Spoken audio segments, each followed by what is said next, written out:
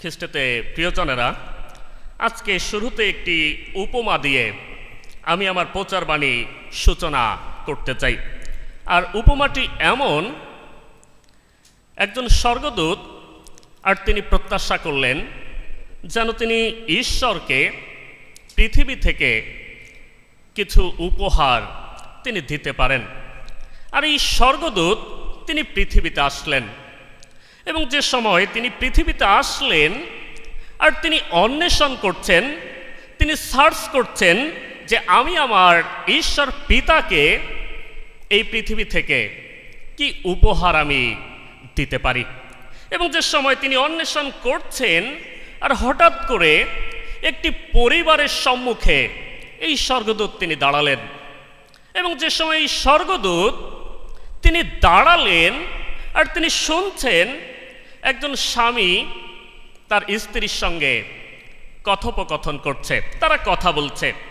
আর স্বামী তার স্ত্রীকে এই কথা বলছে, কেন এত মূল্যবান গহনা তুমি সচরাচর পরিধান করো, এবং তুমি জানো এটি অনেক মূল্যবান, তাই এটি চুরি হয়ে যেতে পারে। আর স্বর্গদূত চিন্তা করল, পৃথিবীর সব থেকে মূল্যবান উপহার হয়তো এই দামি স্বর্ণ বা এই গহনা। তাই স্বর্গদূত তিনি চিন্তা করলেন, তাহলে আমার ঈশ্বরকে যদি আমি উপহার দিতে চাই, তাহলে এই পৃথিবী থেকে মূল্যবান স্বর্ণ নিয়ে আমি আমার ঈশ্বর পিতার সম্মুখে আমি উপস্থিত হব। আর যেমনটি তিনি চিন্তা করলেন, আর এই স্বর্গদূত তেমনই তিনি করলেন। আর তিনি পৃথিবী থেকে মূল্যবান স্বর্ণ তিনি আহরণ করলেন, আর নিয়ে তিনি ঈশ্বর সদাপ্রভুর সম্মুখে তিনি দণ্ডায়মান হয়েছেন এবং এই কথা বলছেন, পিতা, আমি পৃথিবী থেকে সব থেকে মূল্যবান উপহার আমি তোমাকে দিতে চাই, আমি এটি নিয়ে এসেছি। আর ঈশ্বর যে সময় সেটি দেখলেন, আর ঈশ্বর বললেন, সেই স্বর্ণ, এই মূল্যবান স্বর্ণ দ্বারা আমি কি করতে পারি? এটি আমার কাছে মূল্যবান উপহার হতে পারে না। খ্রিস্টতে প্রিয়জনেরা, আমরা যদি আমাদের কথা চিন্তা করি, যারা মায়েরা রয়েছে এবং যারা নারীরা রয়েছে, তারা বিশেষ করে স্বর্ণ জাতীয় অলংকার আমরা পছন্দ করে থাকি। আর স্বর্গদূত চিন্তা করেছিলেন, যেহেতু স্বামী স্ত্রী কথোপকথন করছে, স্বামী স্ত্রী কথা বলছে, হয়তো ঈশ্বরের দৃষ্টিতে এটি মূল্যবান হতে পারে। কিন্তু তিনি দেখলেন ঈশ্বরের দৃষ্টিতে সেটি মূল্যবান হলো না। তাই স্বর্গদূত তিনি আবার পৃথিবীতে আসলেন এবং তিনি চেষ্টা করলেন যেন এবার এমন কিছু তিনি মনোনীত করতে পারেন, তিনি অন্বেষণ করতে পারেন, যেন আমার ঈশ্বর পিতা তিনি প্রীত হন, তিনি সন্তুষ্ট হন। আর এই স্বর্গদূত তিনি আবারও পৃথিবীতে তিনি খুঁজছেন, তিনি অন্বেষণ করছেন এবং খুঁজতে খুঁজতে হঠাৎ করে দেখলেন একজন প্রেমিক এবং প্রেমিকা, এবং তারা কথা বলছে। এবং প্রেমিক লাল টুকটুকে একটি গোলাপ দিয়ে প্রেমিকাকে এই কথা বলছে, পৃথিবীর সব থেকে মূল্যবান উপহার আমার হৃদয়ের ভালোবাসা আর তার নিদর্শন স্বরূপ এই গোলাপ আমি তোমাকে দিলাম। আর স্বর্গদূত চিন্তা করেছে, বাহ, পৃথিবীর সব থেকে মূল্যবান উপহার এই ভালোবাসা এই গোলাপের মধ্যে রয়েছে। তাই তিনি চিন্তা করলেন, যেন আমি আমার ঈশ্বর সদাপ্রভুকে এই পৃথিবী থেকে বেছে বেছে সব থেকে ভালো ভালো গোলাপ আমি উপহার দিতে পারি।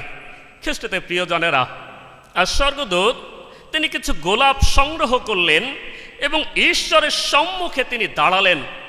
এবং যে সময় দাঁড়ালেন, আর ঈশ্বর বললেন, গোলাপ এ তো কিছুদিন পরে শুকিয়ে যাবে, তাহলে এটি মূল্যবান উপহার কিভাবে হতে পারে?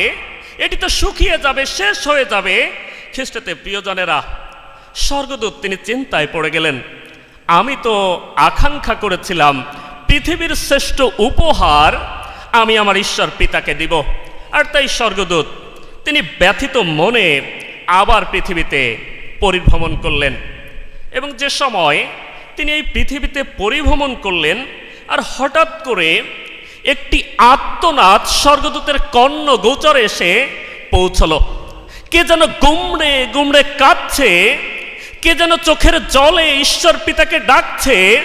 তার হৃদয়ের যাচনা সকল, তার হৃদয়ের কাকুতি সকল সে প্রকাশ করছে। স্বর্গদূত আর নিজেকে ধরে রাখতে পারলেন না।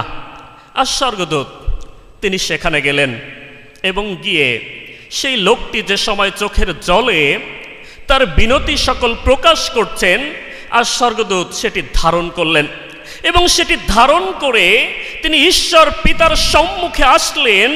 আর ঈশ্বর পিতাকে বললেন, পিতা, আমি যে সময় পৃথিবী পরিভ্রমণ করছিলাম আর দেখছিলাম একজন লোক সে চোখের জলে তার কাকুতি তোমাকে জানাচ্ছে, চোখের জলে তার ক্রন্দন তোমার কাছে প্রকাশ করছে, এবং এই কাকুতিতে আমি স্থির থাকতে পারিনি, তাই সেই চোখের জল আমি তোমার কাছে নিয়ে এসেছি।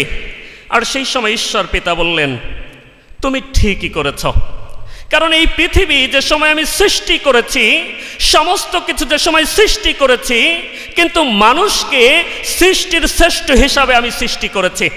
এবং সেই মানুষ যে সময় তার শ্রেষ্ঠত্ব ধরে রাখতে পারে না, আমি ঈশ্বর সেই সময় ব্যথিত হই। কিন্তু মানুষ যে সময় বুঝতে পারে, তার সৃষ্টির শ্রেষ্ঠত্ব ধরে রাখার জন্য হাহাকার করে, কান্না করে, ক্রন্দন করে, আর এর থেকে মূল্যবান উপহার এটি আমার কাছে হতে পারে না। খ্রিস্টতে প্রিয়জনেরা, এই উপমার মধ্য দিয়ে আমি প্রকাশ করার চেষ্টা করেছি ঈশ্বরের দৃষ্টিতে আপনি, আমি, আমরা মানুষ হিসাবে কতটা মূল্যবান, এবং সৃষ্টি যে সময় মানুষকে করা হয়েছে, আমাদেরকে শ্রেষ্ঠ প্রাণী হিসাবে সৃষ্টি করা হয়েছে। খ্রিস্টতে প্রিয়জনেরা, তাই আজকে আমার যে প্রচারবাণীর বিষয়, আর সেটি হলো সৃষ্টির শ্রেষ্ঠ। এবং এই প্রচারবাণীর টাইটেলটি, শিরোনামটি এবং বাইবেলের পথ ঢাকা এবিসিএস কর্তৃক নির্ধারিত হয়েছে। আসুন আমরা পবিত্র বাক্যের কাছে যেতে চাই। আমি এ সময় পাঠ করতে চাই আদি পুস্তক 2 অধ্যায় 7 পদ। বাক্যে লেখা আছে, সদাপ্রভু ঈশ্বর মৃত্তিকার ধূলিতে আদমকে অর্থাৎ মানুষকে নির্মাণ করিলেন এবং তাহার নাসিকায় ফু দিয়া প্রাণবায়ু প্রবেশ করাইলেন, তাহাতে মনুষ্য সজীব প্রাণী হইল। আমেন। বাক্য বলছে, ঈশ্বর সদাপ্রভু তিনি মৃত্তিকার ধূলিতে তিনি আদমকে অর্থাৎ মানুষকে তিনি নির্মাণ করলেন, এবং শুধু তাই নয়, তাহার নাসিকায় ফু দিয়া তিনি প্রাণবায়ু তিনি প্রবেশ করালেন এবং তাহাতে মানুষ সজীবতা পেল, মানুষ সজীবতা উপলব্ধি করতে পারল। খ্রিস্টতে প্রিয়জনেরা, যদি এই পথটি আমরা বুঝতে চেষ্টা করি, আরেকটি পবিত্র বাইবেলের পদ আমি পাঠ করতে চাই। সেটি রয়েছে আদি পুস্তক 1 অধ্যায় 31 পদ। আর সেখানে লেখা রয়েছে, ঈশ্বর আপনার নির্মিত বস্তু সকলের প্রতি দৃষ্টি করিলেন, আর দেখো সেই সকলই অতি উত্তম। আমেন। যে সময় ঈশ্বর পিতা তিনি পৃথিবী সৃষ্টি করলেন, যে সময় তিনি আকাশের পক্ষীগণ সৃষ্টি করলেন, সমস্ত সৃষ্টির বিষয়ে তিনি প্রকাশ করেছিলেন যে উত্তম হয়েছে। কিন্তু যে সময় তিনি ষষ্ঠ দিনে মনুষ্য নির্মাণ করলেন, আর ঈশ্বর পিতা তার হৃদয়ের আকাঙ্ক্ষা তিনি প্রকাশ করলেন, আর তিনি বললেন অতি উত্তম হয়েছে।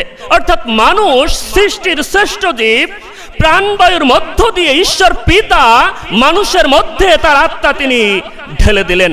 এবং আমরা প্রায় প্রকাশ করে থাকি, ঈশ্বর আপনার প্রতিমূর্তিতে তিনি মনুষ্য নির্মাণ করেছেন। অর্থাৎ ঈশ্বরের যে সম্প্রদানযোগ্য গুণাবলী রয়েছে, আর সেই গুণাবলী তিনি মানুষকে প্রদান করেছেন। খ্রিস্টতে প্রিয় জনেরা, আমি খুব উৎসাহিত হই যে সময় আমরা চিন্তা করি ঈশ্বর মানুষকে অতি উত্তম হিসাবে সৃষ্টি করেছে। কিন্তু প্রশ্ন হলো, যে সময় মানুষকে অতি উত্তম করে সৃষ্টি করা হলো, আদম হওয়াকে তাদের নির্দিষ্ট স্থানে রাখা হলো, তারা কিন্তু বেশি দিন সেটি ধরে রাখতে পারেনি, তারা সেটি বেশি দিন ধরে রাখতে পারেনি। এবং বাক্যই কথা বলছে, শয়তানের প্রলোভনে পড়ে তারা বিপথে চলে গেল। এবং যে সময় তারা বিপথে চলে গিয়েছে, ঈশ্বরের কাছ থেকে তারা দূরে সরে গিয়েছে, আর ঈশ্বর পিতা তিনি ব্যথিত হলেন। ঈশ্বর পিতা তিনি ব্যথিত হলেন এবং ঈশ্বর পিতা চেষ্টা করলেন যেন মানুষকে সৃষ্টির শ্রেষ্ঠ স্থান তিনি ফিরিয়ে দিতে পারেন। তাই তিনি কালক্রমে অনেক নবী বা ভাববাদীকে তিনি প্রেরণ করেছিলেন এবং পরিশেষে সবথেকে মূল্যবান উপহার, যেটি যোহন লিখিত সুসমাচার 3:16 লিখিত আছে, কারণ ঈশ্বর জগৎকে এমন প্রেম করলেন যে আপনার প্রিয় পুত্রকে তিনি এই পৃথিবীতে প্রেরণ করলেন। আমেন। খ্রিস্টতে প্রিয়জনেরা, তাই সৃষ্টির শ্রেষ্ঠ স্থান ধরে রাখার জন্য, সৃষ্টির শ্রেষ্ঠ প্রাণী মানুষকে ধরে রাখার জন্য একটি শ্রেষ্ঠ পরিকল্পনা ঈশ্বর পিতা তিনি করলেন। তার প্রিয় পুত্র ঈশ্বর তনয় প্রভু যীশু খ্রিস্টকে তিনি পাঠালেন এই পৃথিবীতে, যেন ওই কালভেরি ক্রুশে রক্ত সেচনের মধ্য দিয়ে মানুষ যেন সৃষ্টির শ্রেষ্ঠ স্থান তারা অর্জন করতে পারে। কিন্তু আজকে সকলের কাছে আমার প্রশ্ন, ঈশ্বর যে ব্যবস্থা আমাদের জন্য করেছিলেন, বর্তমান পৃথিবীর দিকে যদি আমরা লক্ষ্য করি, মানুষ হিসাবে সৃষ্টির শ্রেষ্ঠ স্থান আমরা ধরে রাখতে পারছি কিনা? বর্তমান পৃথিবীর দিকে তাকালে আমরা দেখতে পাই একটি দেশ আর একটি দেশের বিপক্ষে যুদ্ধ করছে, একটি মানুষ আর একটি মানুষকে হত্যা করছে, একটি মানুষ একটি মানুষের অপকার করছে নিজের পজিশন ধরে রাখার জন্য।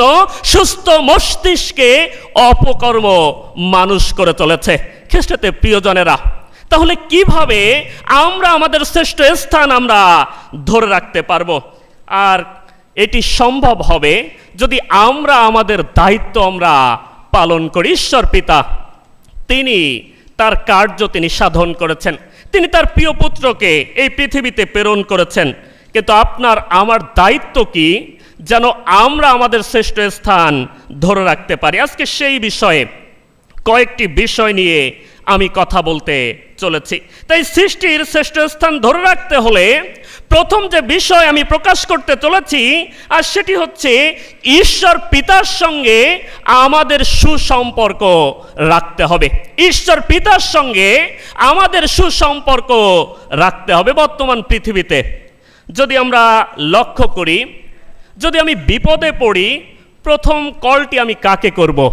যার সঙ্গে আমার সুসম্পর্ক রয়েছে। আমার সব থেকে কাছের মানুষকে আমি কল করব, কারণ তার সঙ্গে আমার মিতালি রয়েছে, সুসম্পর্ক রয়েছে। তাই যদি শ্রেষ্ঠ স্থান আপনি ধরে রাখতে চান, ঈশ্বর পিতার সঙ্গে আপনার আমার সুসম্পর্ক রাখতে হবে। পবিত্র বাইবেল যদি পরিভ্রমণ করি, আমরা দেখতে পাই শিবদিয়ের পুত্রদের মা, আর তিনি প্রভু যীশু খ্রিস্টের কাছে এসেছিলেন। এবং যে সময় তিনি প্রভু যীশু খ্রিস্টের কাছে আসলেন, আর তিনি একটি কাকুতি নিয়ে তিনি উপস্থিত হয়েছিলেন, আর তিনি বলেছিলেন, আপনার রাজ্যে আমার এই দুইজন সন্তানকে, একজনকে দক্ষিণ পাশে, একজনকে বাম পাশে আপনি বসতে দিবেন। অর্থাৎ তার সন্তানের জন্য শ্রেষ্ঠ স্থান তিনি যাচনা করেছিলেন। কিন্তু প্রভু যীশু খ্রিস্ট তাকে একটি চমৎকার উত্তর দিয়েছিলেন। তিনি বলেছেন যে সেই স্থান আমার পিতা যাদের জন্য প্রস্তুত করিয়া রাখিয়াছেন, তাহারা ছাড়া কাউকে বসিতে দেওয়ার অধিকার আমার নাই। খ্রিস্টতে প্রিয়জনেরা, ঈশ্বর পিতা আপনার জন্য শ্রেষ্ঠ স্থান রেখেছেন। সৃষ্টির শ্রেষ্ঠ হিসাবে আপনাকে তিনি নির্মাণ করেছেন, কিন্তু আপনার আমার দায়িত্ব যেন আমরা তা ধরে রাখতে পারি। কিন্তু ঈশ্বর পিতার সঙ্গে যদি আমাদের সুসম্পর্ক না থাকে, আমরা সেই স্থান আমরা ধরে রাখতে পারি না। খ্রিস্টতে প্রিয়জনেরা, তাই ঈশ্বর পিতার সঙ্গে আমাদের সুসম্পর্ক রাখতে হবে। যদি প্রশ্ন করি, পিঁপড়া কি সাঁতার কাটতে পারে? অনেকে হয়তো উত্তর দিবেন, পিঁপড়া সাঁতার কাটতে পারে। যদি প্রশ্ন করি, গরু কি সাঁতার কাটতে পারে? অনেকে উত্তর দিবেন, গরুও সাঁতার কাটতে পারে। সৃষ্টির শ্রেষ্ঠ প্রাণী মানুষ কি সাঁতার কাটতে পারে? মানুষও সাঁতার কাটতে পারে। কিন্তু এই তিনটি প্রাণীর মধ্যে যদি মেধা, বুদ্ধি, তালন্তের কথা আমরা চিন্তা করি, ঈশ্বর পিতা মানুষকে সৃষ্টির শ্রেষ্ঠ জ্ঞান করেছেন এবং আমরাও তাই করে থাকি। কিন্তু প্রশ্ন, যদি এই তিনটি জাতির মধ্যে বুদ্ধির কথা বলেন, মানুষ অনেক এগিয়ে রয়েছে। কিন্তু যে সময় বন্যা আসে, যে সময় জলোচ্ছ্বাস আসে, এই তিনটি প্রাণীর মধ্যে খবরের শিরোনামে আমরা কাদেরকে দেখতে পাই? আমরা দেখতে পাই কি মানুষ মারা গিয়েছে। যে সময় বন্যা আসে মানুষ মারা যায়, যে সময় জলোচ্ছ্বাস আসে গরু মারা যায়, কিন্তু শিরোনামে কখন আমরা পাইনি পিঁপড়া মারা গিয়েছে। পিঁপড়া মারা যায় না, কারণ বিজ্ঞানীরা একটি গবেষণা করেছে, যে সময় জলোচ্ছ্বাস আসে, যে সময় বন্যায় ভাসিয়ে নিয়ে যায়, আর পিঁপড়া দেখবেন তারা একত্রিত হয়ে যায়, তারা একটি ইউনিটি গঠন করে, তারা একটি একতা গঠন করে, যেটি তাদের জলের উপরে ভেসে থাকতে সাহায্য করে। খ্রিস্টতে প্রিয়জনেরা, যদি শ্রেষ্ঠ স্থান আপনি ধরে রাখতে চান, আপনার শ্রেষ্ঠত্ব আপনি রক্ষা করতে চান, পিঁপড়ার মধ্যে যেমন একতা রয়েছে, আজকে বর্তমান সমাজে এই পৃথিবীতে ঈশ্বর পিতার সঙ্গে আমাদের একাত্মতা ঘোষণা করতে হবে। আমরা বলে থাকি পিতা, পুত্র, পবিত্র আত্মা, আর সেই একাত্মতা আমরা প্রকাশ করে থাকি। তদ্রূপভাবে আমাদেরও ঈশ্বর পিতার সঙ্গে সুসম্পর্কের মধ্য দিয়ে একাত্মতা ঘোষণা করতে হবে। পবিত্র বাইবেলের আরেকটি ঘটনা আমাকে খুবই উৎসাহিত করে।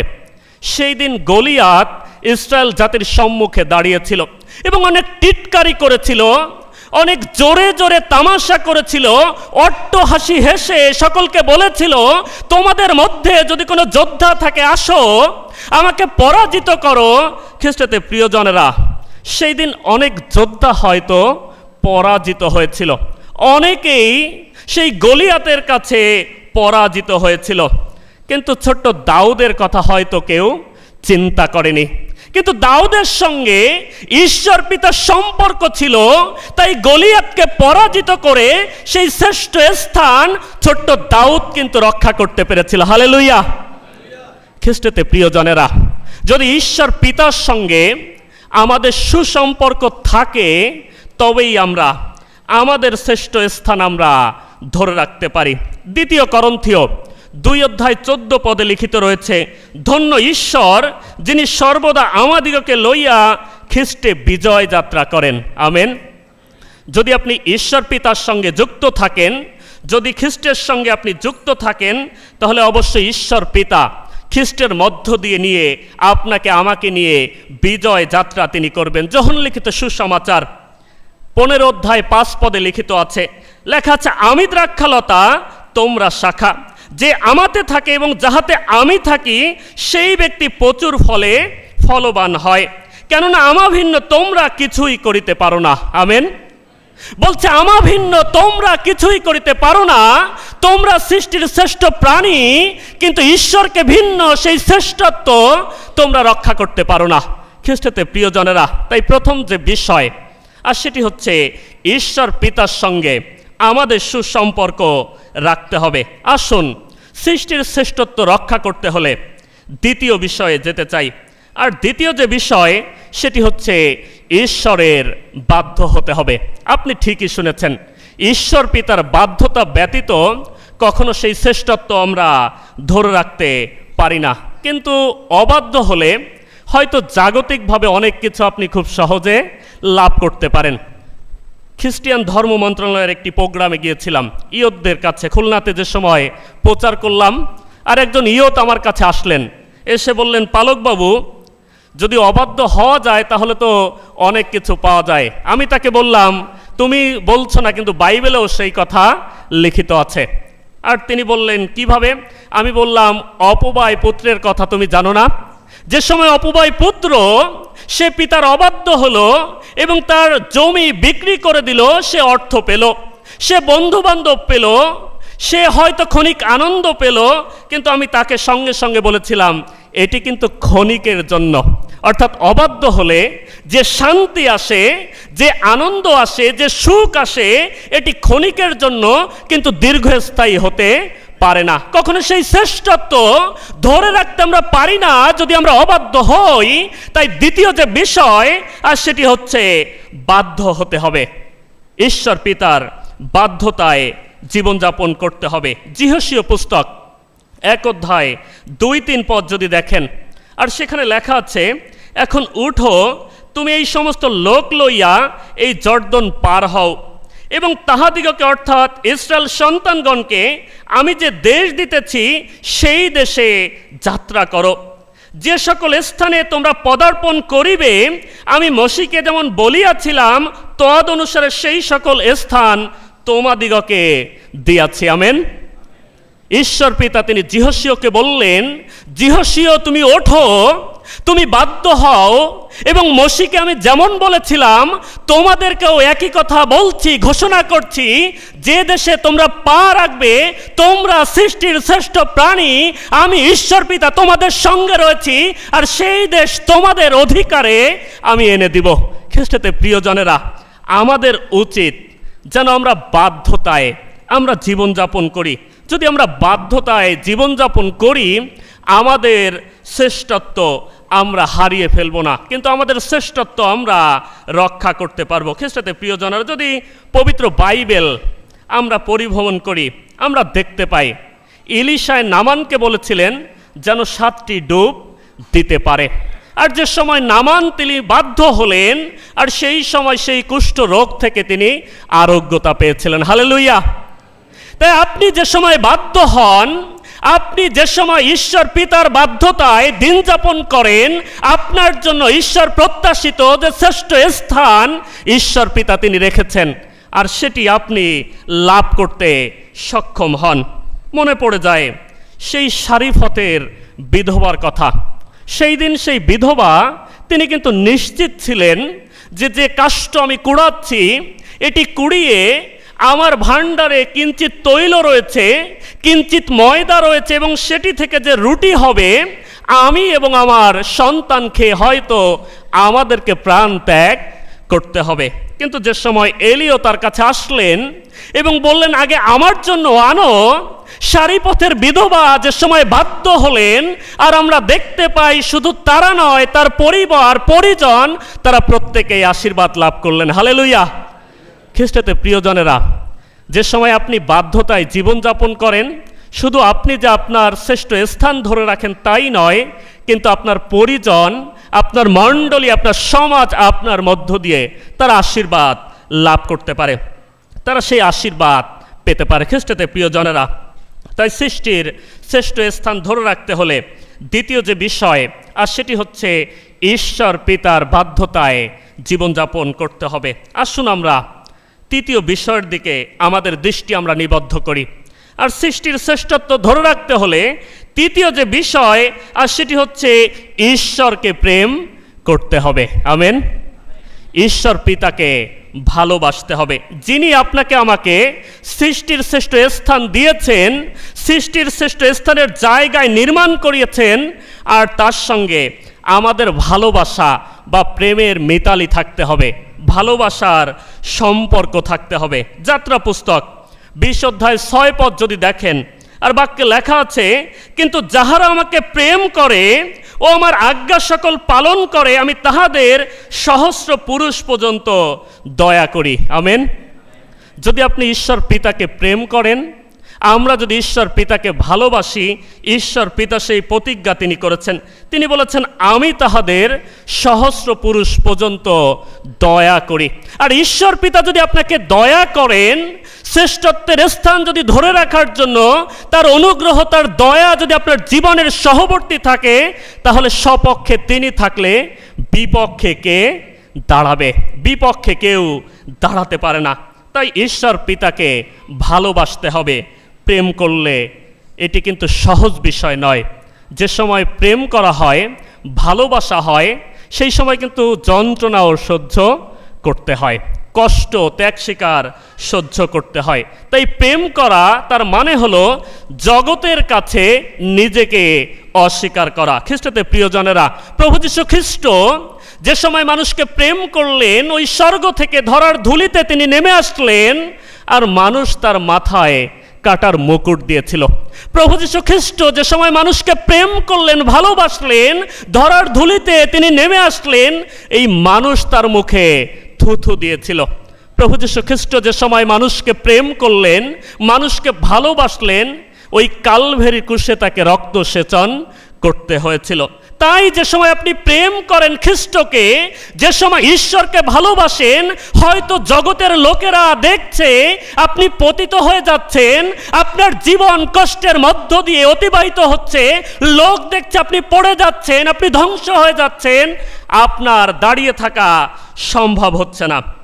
কিন্তু নচিকেতা তার গানের একটি লাইনে চমৎকার একটি কথা তিনি বলেছিলেন, আর তিনি বলেছিলেন, একদিন ঝড় থেমে যাবে, পৃথিবী আবার শান্ত হবে। বিশ্বাসীদের জীবনে যে ঝড়, এটি কন্টিনিউ হতে পারে না। বিশ্বাসীদের জীবনে যে দুঃখ, এটি কন্টিনিউ হতে পারে না। বিশ্বাসীদের জীবনে যে দারিদ্রতা, যে সমস্যা, এটি কন্টিনিউ হতে পারে না। কারণ বাক্য এই কথা বলছে। গীত সংহিতা 91:14 গীতে বলা হয়েছে, সে আমাতে আসক্ত, তার জন্য আমি তাহাকে বাঁচাইব। হালেলুয়া।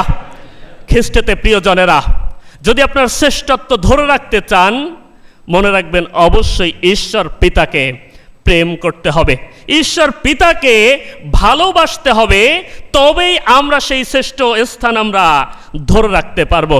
সেই দিন অনেকেই চক্রান্ত করেছিল যেন দানিয়েলকে সিংহের খাদে নিক্ষেপ করা যায়, এবং তার সতীর্থরা, যাদেরকে নিয়ে দানিয়েল পথ চলেছে, যাদের সঙ্গে একত্রে কাজ করেছে, দানিয়েলের পক্ষে কিন্তু সেই দিন কেউ কথা বলেনি। খ্রিস্টতে প্রিয়জনেরা, রাজা তাকে ভালোবাসতেন, সেই রাজা পর্যন্ত সিগনেচার করেছিলেন, করতে বাধ্য হয়েছিলেন নিয়মের কাছে, যেন দানিয়েলকে সিংহের খাদে নিক্ষেপ করা হয়। কিন্তু দানিয়েল সেই কথাকথিত নিয়মের কাছে দানিয়েল মাথা নত করেননি, কারণ দানিয়েল জানতেন শয়তানের শক্তি, দুষ্টতার শক্তি, মন্দতার শক্তি, এটি সিংহের খাদ পর্যন্ত, কিন্তু সিংহের খাদে ফেলার পরে আমার জীবন্ত ঈশ্বর, তিনি পরাক্রম তিনি দেখিয়ে থাকেন। হালেলুয়া। খ্রিস্টতে প্রিয়জনেরা, শয়তানের শক্তি, মন্দতার শক্তি, এটি সিংহের খাদ পর্যন্ত হয়ে থাকে। তাই দানিয়েল ঈশ্বরের প্রতি তার ভালোবাসা থেকে এক বিন্দুও তিনি পিছু পা হননি, তিনি তার জায়গা থেকে সরে আসেননি, কিন্তু ঈশ্বরের প্রতি তার ভালোবাসা তিনি প্রকাশ করেছিলেন। আর বাক্য এই কথা বলছে, যে সময় দানিয়েলকে সিংহের খাদে নিক্ষেপ করা হলো, আর সেই সময় সিংহ কি দানিয়েলকে ধ্বংস করতে পেরেছিল? দানিয়েলকে কিন্তু ধ্বংস করতে পারেনি, কারণ সিংহের মুখ সেই দিন আর খুলতে পারেনি। যে হৃদয়ে ঈশ্বরের ভালোবাসা থাকে, যে হৃদয়ে ঈশ্বরের প্রেম থাকে, সেই হৃদয়কে হয়তো সিংহের খাদে ফেলবার মতো যন্ত্রণা এই পৃথিবীর লোকেরা দিতে পারে, শয়তানের কর্তৃত্ব ওই সিংহের খাদ পর্যন্ত পড়তে পারে, কিন্তু মনে রাখবেন, যে সময় সিংহের খাদে ফেলা হয়, আমার জীবন্ত ঈশ্বরের পরাক্রম সেখান থেকে প্রকাশিত হয়। তাই রাজা যে সময় প্রত্যুষে আসলেন, আর রাজা বললেন, দানিয়েল তুমি কি জীবিত রয়েছ? আর দানিয়েল সঙ্গে সঙ্গে বললেন, হে রাজন, আপনি দীর্ঘজীবী হন, কারণ আমার জীবন্ত ঈশ্বর আমাকে রক্ষা করেছেন। হালেলুয়া। খ্রিস্টতে প্রিয়জনেরা, যদি আমরা আমাদের শ্রেষ্ঠ স্থান আমরা ধরে রাখতে চাই, তাহলে তৃতীয় যে বিষয়, আর সেটি হচ্ছে ঈশ্বরের প্রতি আমাদের ভালোবাসা থাকতে হবে, ঈশ্বরের প্রতি আমাদের প্রেম থাকতে হবে। আসুন আমরা চতুর্থ বা শেষ বিষয় আমরা দেখতে চাই, এবং এটি প্রকাশ করে আমি আমার প্রচারবাণীর পরিণতিক্ষণে পদার্পণ করতে চাই। এবং চতুর্থ যে বিষয়, সৃষ্টির শ্রেষ্ঠত্ব ধরে রাখতে হলে চতুর্থ যে বিষয়, সেটি হচ্ছে ব্যর্থতা ভুলে তার উপর নির্ভর করতে হবে। আমেন। আজকে যতজন এখানে উপস্থিত হয়েছেন, আমি জানি না আপনার জীবনে কোন ব্যর্থতা রয়েছে, কিন্তু আজকে এটি উৎসাহিত আমি করতে চাই, উৎসাহের মধ্য দিয়ে আপনাকে নিতে চাই। সেই ব্যর্থতা ঈশ্বর পিতার কাছে এটি রাখতে হবে, ঈশ্বর পিতার কাছে সেই ব্যর্থতা তুলে ধরতে হবে। এবং যদি আপনার ব্যর্থতাকে আপনি ঈশ্বর পিতার কাছে রাখতে পারেন, তার উপরে আপনি নির্ভর করতে পারেন, তবেই আপনি আপনার শ্রেষ্ঠত্ব আপনি ধরে রাখতে পারবেন। খ্রিস্টতে প্রিয়জনেরা, আজকে যতজন এখানে উপস্থিত আছেন, হতে পারে আজকে কেউ হয়তো চাকরি হারিয়েছেন, আপনি বারবার চেষ্টা করছেন, কিন্তু হয়তো চাকরি আপনি লাভ করতে পারছেন না। কিন্তু ঈশ্বর পিতা বলছে এই বাক্যের মধ্য দিয়ে সময় আপনি উৎসাহিত হতে চলেছেন। হতে পারে অনেক দিনের অসুস্থতা আপনি বহন করে চলছেন, কিন্তু ঈশ্বর পিতা আজকে এই কথা বলছে যেন ঈশ্বরের আরোগ্যতা আপনি দেখতে পারেন।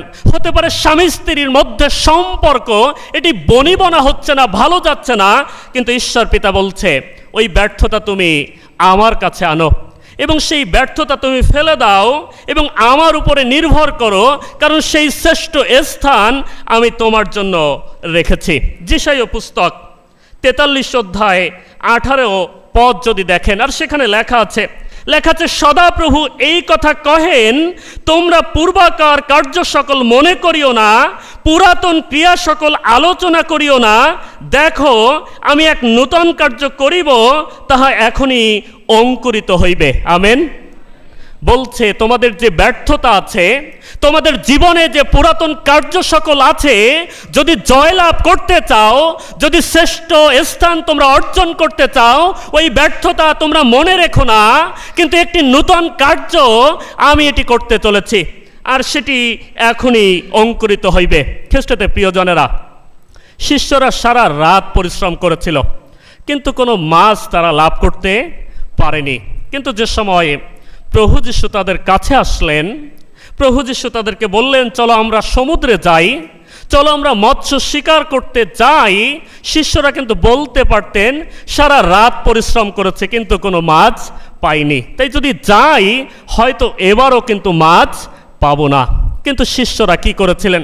তারা তাদের ব্যর্থতা তারা ফেলে দিয়েছিলেন, কিন্তু প্রভু যীশু যে সময় বললেন প্রভু যীশুর বাক্যে তারা নির্ভর করেছিলেন এবং প্রভু যীশু খ্রিস্টের সঙ্গে তারা নদীতে গিয়েছিলেন। এবং আমি বলছি না, বাক্যই কথা বলছে, সেই দিন যে মাছ তারা পেয়েছিলেন, যে মাছ তারা আহরণ করেছিলেন, শুধুমাত্র তাদের নৌকা নয়, কিন্তু পার্শ্ববর্তী নৌকা আনয়ন করা হয়েছিল যেন সেই আশীর্বাদ তারা ধরে রাখতে পারে। হালেলুয়া। খ্রিস্টতে প্রিয়জনেরা, আমি জানি না আপনার হৃদয়ে কোন বড় পাথর আপনি আটকে রেখেছেন, আমি জানি না আপনার হৃদয়ে কোন পাথর রয়েছে যেটি আপনি সরাতে পারছেন না, কোন যন্ত্রণায় আপনি কাতর রয়েছেন। হয়তো নিজেকে অনেক সময় আপনি ধিক্কার দিয়ে চলেছেন, যে কষ্ট আপনি লাঘব করার চেষ্টা করছেন কিন্তু আপনি লাঘব করতে পারছেন না।